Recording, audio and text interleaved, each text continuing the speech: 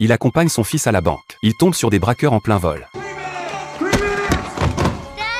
Face à la menace, il ne panique pas, au contraire. Il appelle calmement son fils à ses côtés, voyant qu'il n'effraie pas l'homme. Le braqueur se retourne et braque l'arme sur le garçon, sans savoir que ce geste allait lui coûter la vie. L'homme demande à son fils de fermer les yeux et de se boucher les oreilles. Voyant son fils lever les mains, il enlève son appareil auditif. En un instant, le monde devient silencieux. À cet instant, son démon intérieur se réveille.